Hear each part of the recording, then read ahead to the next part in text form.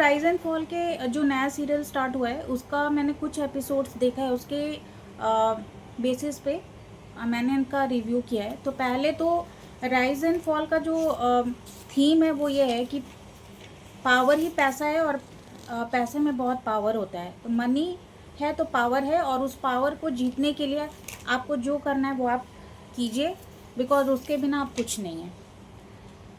और मिस्टर ग्रोवर ने ये सीरीज़ बनाई है जिसमें जो कंटेस्टेंट आए हैं उनके नाम इस प्रकार है: अर्जुन बिजलानी, कुबरा सूट, कीकू शारदा, आहना कुमारन, आदित्य नारायण, धनश्री वर्मा, नयनदीप रक्षित, आरुष भेला, अरबाज पटेल, पवन सिंह, आकृति नेगी, संगीता फोगट, अनाया बाली और नूरिन।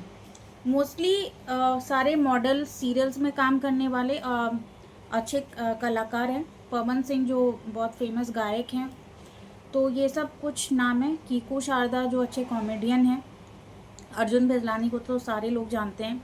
नयनदीप भी आए हैं इस बार, जो आई थिंक सबका इंटरव्यूज़ वगैरह वो लेते हैं। तो इनके जो सीरीज़ है इसमें 2 टीम्स बनी है, रूलर और वर्कर।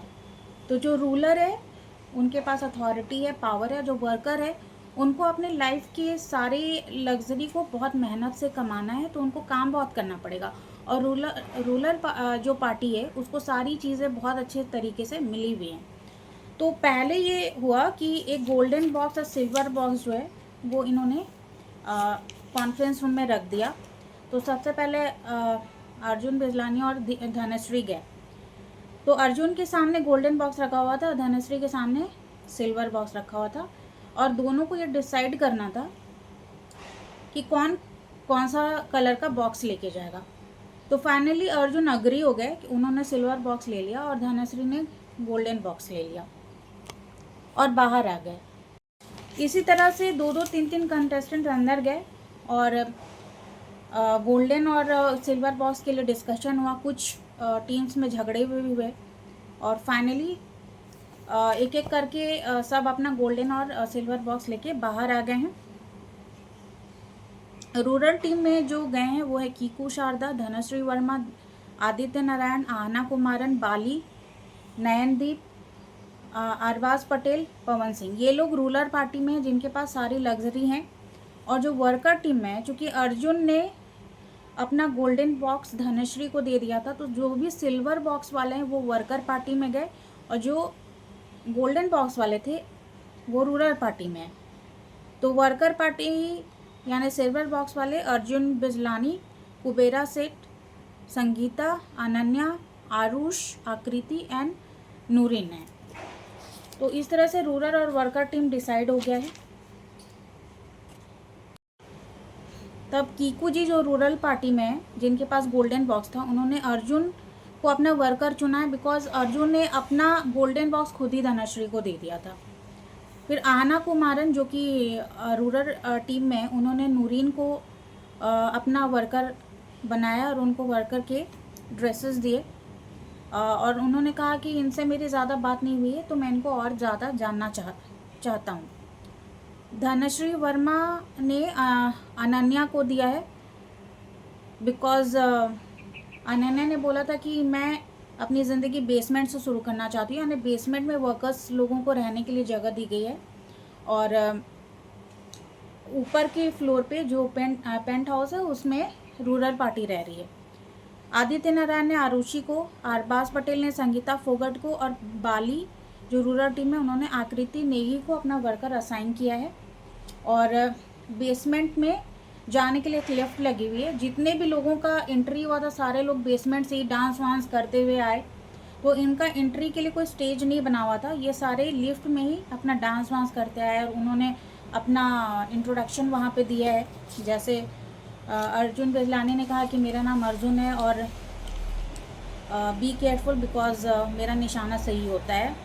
और उसी तरह अरबाज ने कहा कि मेरे नाम का मतलब है कि जैसे बाज बहुत ही तेज़ होते हैं ना जिसकी नज़र, तो मैं ऊंचाइयों पे रहना पसंद करता हूँ।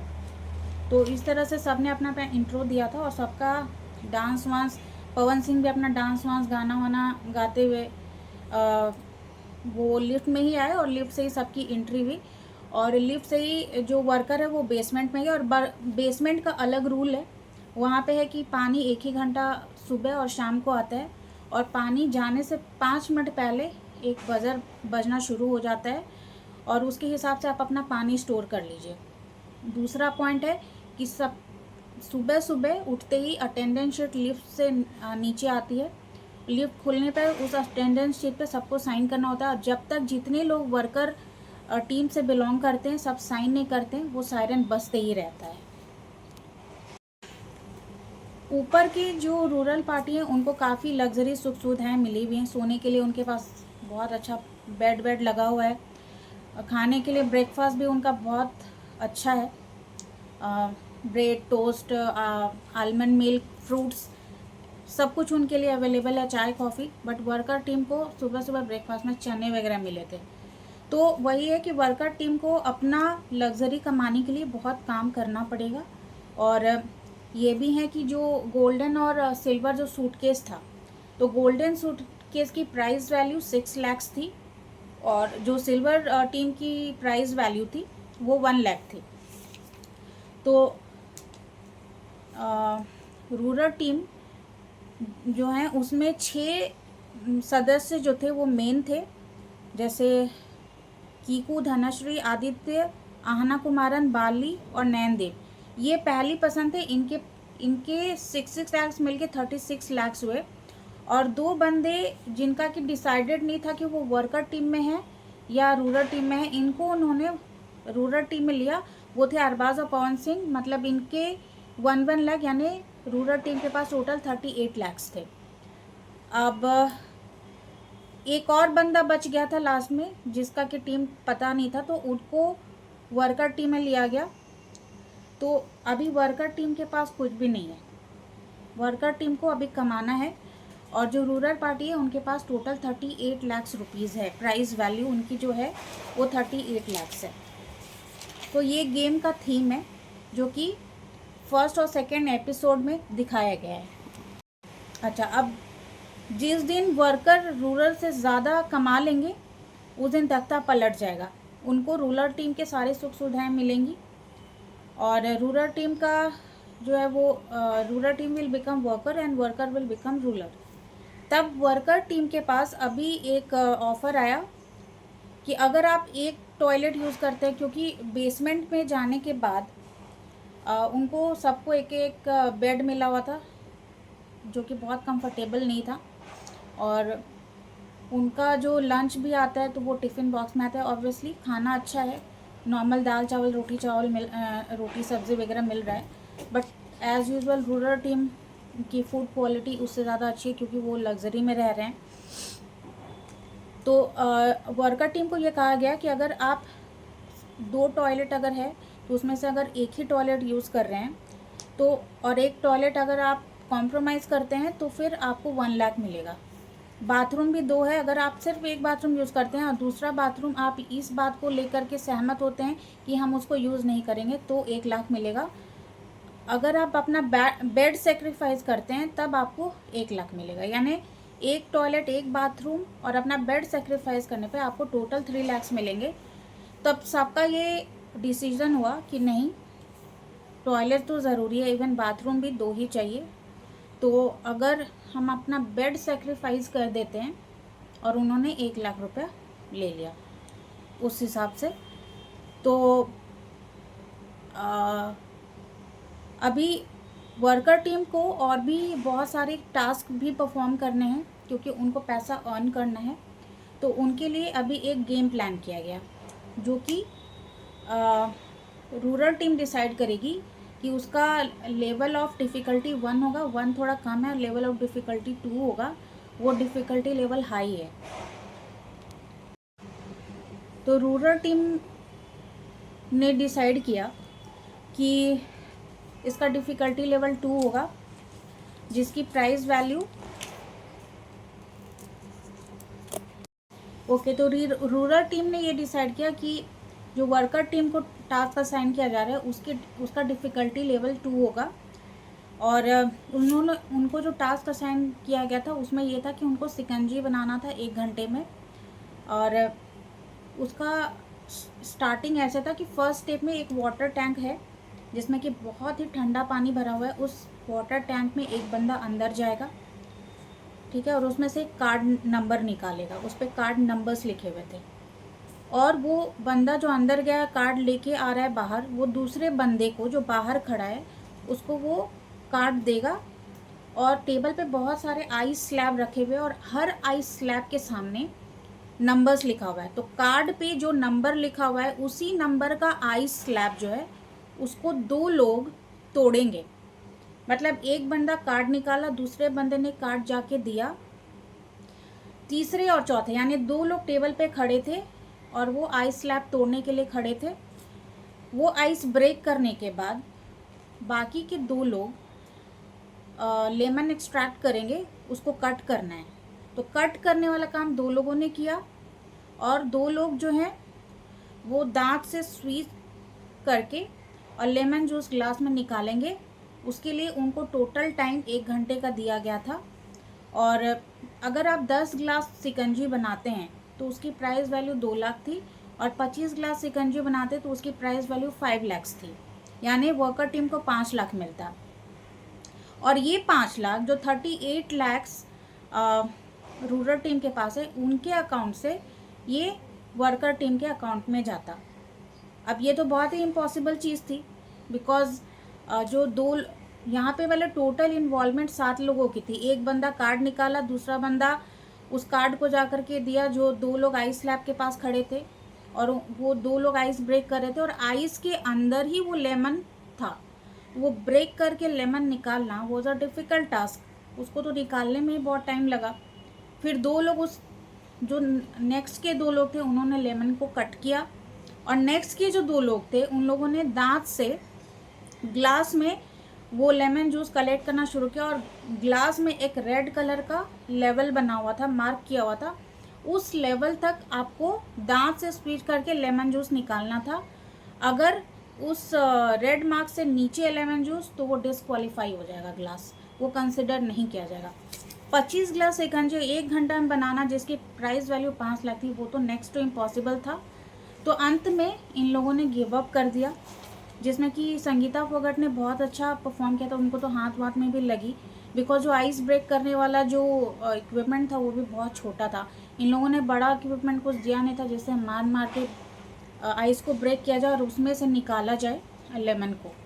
तो ये टास्क बहुत डिफ़िकल्ट था। फाइनली सब ने गिव अप कर दिया इस टास्क में।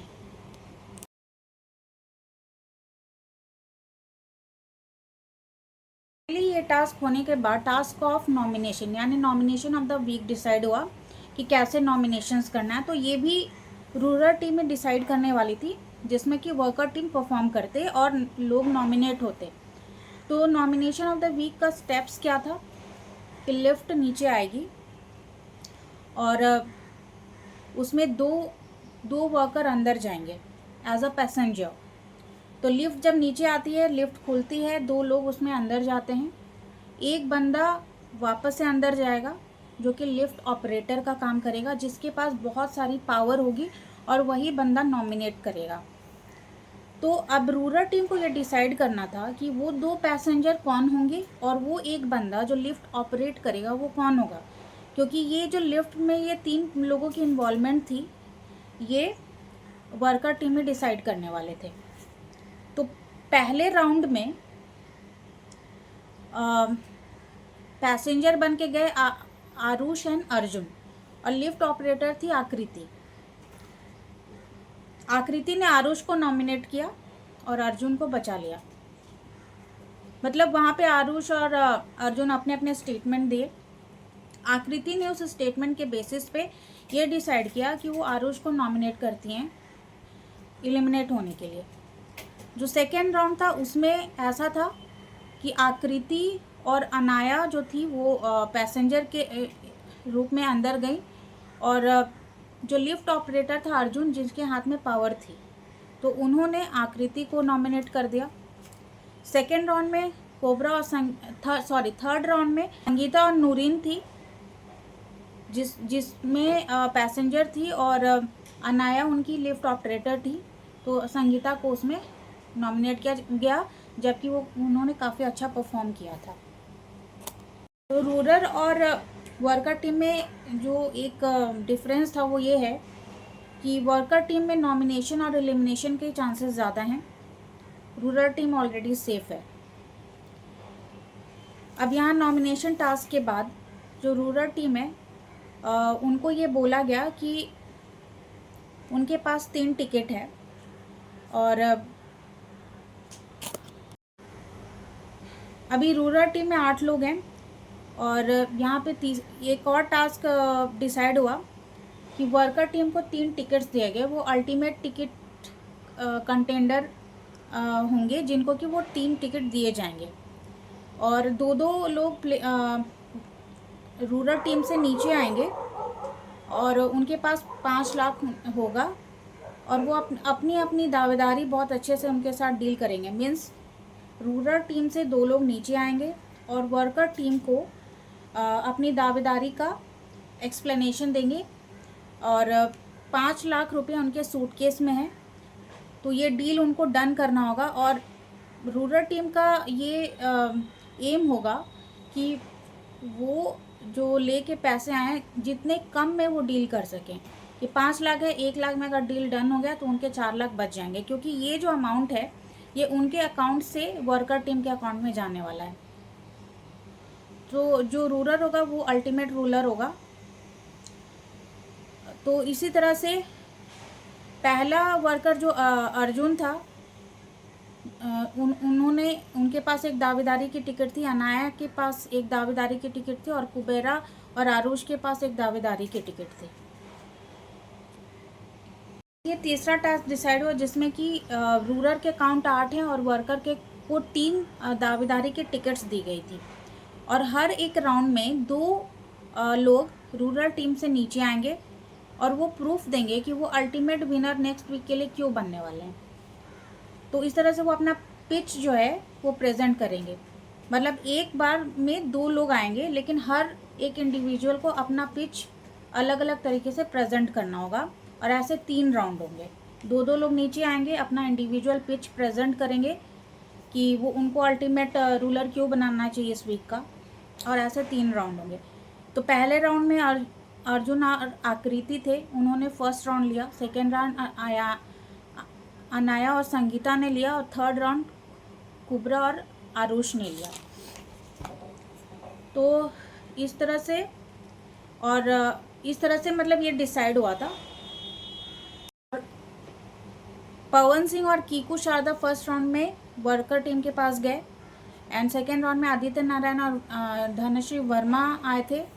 थर्ड राउंड में बहुत लड़ाई झगड़ा भी हुआ है। बाली और नैनदीप आए थे तो वो ओके था, लेकिन जब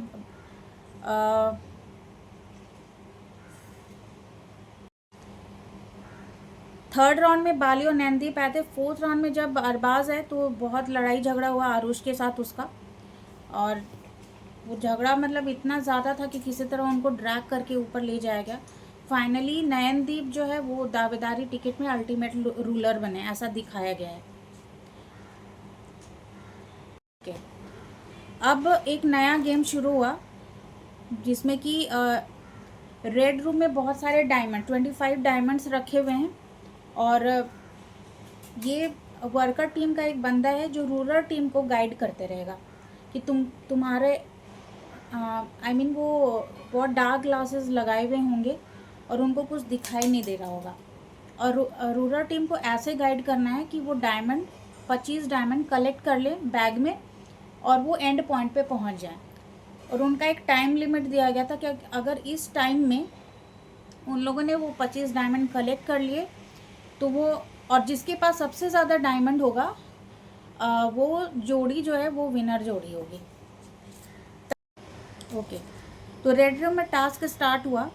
20 मिनट कट ऑफ दिया गया था और आना जो रूरल टीम से थी और अर्जुन जो वर्कर टीम से थे ये फर्स्ट राउंड में आए और आना का काम था अर्जुन को गाइड करना। अर्जुन स्टार्ट पॉइंट पे खड़े हुए और उनके आईज पे ब्लैक कलर का डार्क गॉगल्स लगा हुआ था। आना ने उनको गाइड करना शुरू किया कि यहाँ पे लेफ़्ट राइट में बहुत कन्फ्यूज़न हो रहा था आहना को, बट स्टिल अर्जुन ने जो टाइम डिफाइन किया गया था उसके हिसाब से 22 डायमंड्स कलेक्ट किए। और सेकेंड राउंड में पवनदीप जो थे वो रूरल टीम से थे, जो गाइड करने वाले थे आकृति को, जो कि वर्कर टीम से थे। तो पवनदीप को गाइड करना ही नहीं आ रहा था, मतलब स्टार्टिंग के 2 मिनट तो उन्हें समझ ही नहीं आया कैसे बताना है, लेकिन आकृति ने काफ़ी समझदारी से आगे बढ़ते हुए काफ़ी अच्छे नंबर ऑफ डायमंड्स कलेक्ट किए।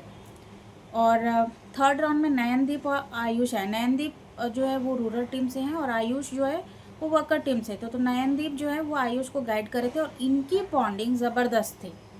मतलब नयनदीप ने जिस तरह से आयुष को गाइड किया, लेफ्ट जाओ, आगे जाओ, पीछे जाओ, ऐसे, तो उस हिसाब से आयुष ने 25 के 25 डायमंड जो टाइम स्पैन डिफाइंड था उसमें उन्होंने कलेक्ट कर लिया।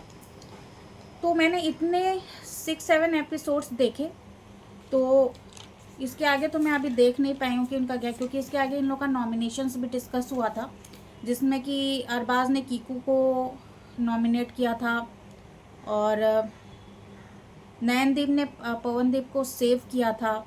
इस तरह से बहुत कुछ चल रहा था, वो मैं एपिसोड पूरा देख नहीं पाई हूँ। लेकिन अगर इस रिव्यू के हिसाब से अगर मैं ये बोलूँ तो एक ये यूनिक गेम डिज़ाइन किया गया है जो कि एक नए कंसेप्ट पे आया है। लेकिन मैं सच कहूँ तो ये मुझे बिग बॉस और खतरों के खिलाड़ी का मिक्सचर लग रहा है, क्योंकि इसमें भी एक पेंट हाउस और एक बेसमेंट पे लोगों को वर्कर और रूरल टीम बना करके रखा गया है और फिर इनके टास्क होते हैं, क्योंकि वर्कर टीम को भी अपना टास्क जो है वो अच्छे से परफॉर्म करना पड़ता है वो पैसे अर्न करने के लिए, क्योंकि जो रूरल टीम के पास जो उनके अकाउंट में पैसे हैं उनके ही उनसे ज़्यादा वर्कर टीम को अर्न करना है, तभी मतलब तख्ता पलट होगा। बट यहाँ पे बीच बीच में जो ये कंपैरिजन किया जाता है ना ग्रोवर सर की तरफ से कि ये दूसरे शो की तरह नहीं है, तो आपको कंपैरिजन नहीं करना चाहिए, बिकॉज हर एक शो का अलग कंसेप्ट होता है, उसके अलग ऑडियंस होते हैं और उनकी अलग वैल्यू होती है। तो बार बार ये बात बोलना शो की वैल्यू को कम करता है। लोगों को शो पसंद आएगा, ऑडियंस ऑब्वियसली वो शो देखेगी, तो बार बार ये बोलना सही नहीं होता है।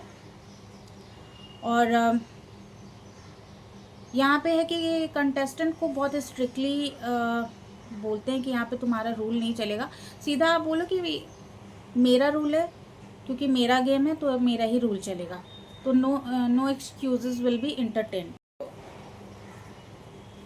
जो भी आपका रूल्स है वो आप कहीं पे छोटा सा लिख करके आप टांग सकते हैं, बार बार बोलने की ज़रूरत नहीं है। दूसरा, यहाँ पे जो गेम्स चल रहे हैं उसमें जो लड़ाई झगड़ा होता है तो वो बहुत एक्सट्रीम लेवल पे होता है, तो वो नहीं होना चाहिए, बिकॉज गेम में एक लिमिट होना चाहिए लड़ाई झगड़ा या कुछ वैसे उल्टे सीधे बातें बोलने का, क्योंकि फैमिली भी देखती है ये शो, तो उस हिसाब से अगर देखा जाए तो कुछ लूप होल्स भी हैं जो कि हो सकता है कि अभी तो गेम शुरू हुआ है, ये नया नया कंसेप्ट आया है, एक यूनिक गेम डिज़ाइन किया गया है, तो इसमें इम्प्रूवमेंट होंगे।